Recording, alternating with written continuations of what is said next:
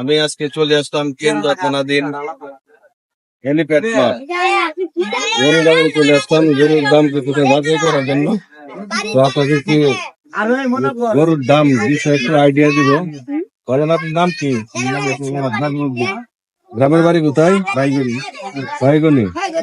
আচ্ছা, আপনি গরুটা কতদিন যাবত ফালেন? 6 মাস। আপনি গরুর দাম কত যাচ্ছেন? 40,000 টাকা।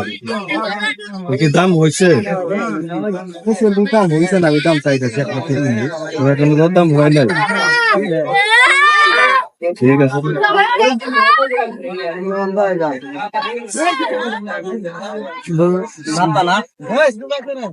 বড় ভাই গরুর দাম কত চাচ্ছেন?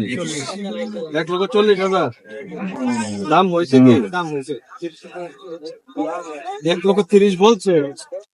আচ্ছা আচ্ছা, গরু তো দেখি অনেক ছটফট করে। হ্যাঁ, গরুটার কিন্তু স্বাস্থ্য ভালো আছে।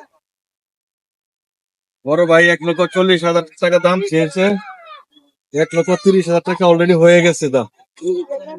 গ্রামের বাড়ি কোথায়? রায়পুর। গোয়ালের গরু, ওনার গোয়ালের গরু দাম চাচ্ছেন 1,40,000 টাকা, দাম হয়েছে 1,30,000 টাকা। তবে গরুটা কিন্তু দেখতে অনেক সুন্দর।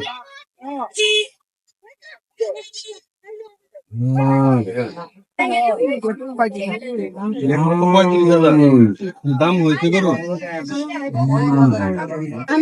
এই বাজারে কোনো হয় নাই। আচ্ছা, কবে কিনছেন গরুটা? কিনছেন কবে?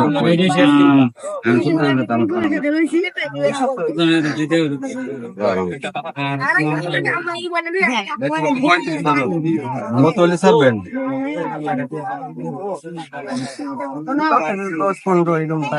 1,10,15 হলে ছেড়ে দিবেন।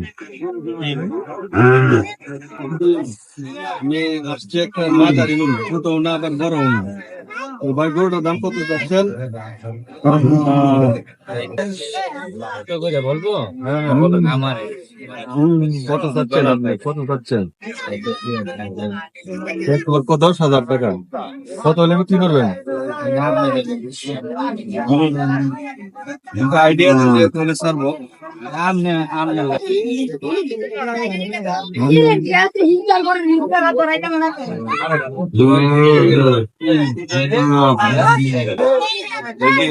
আশি 80,000 টাকা।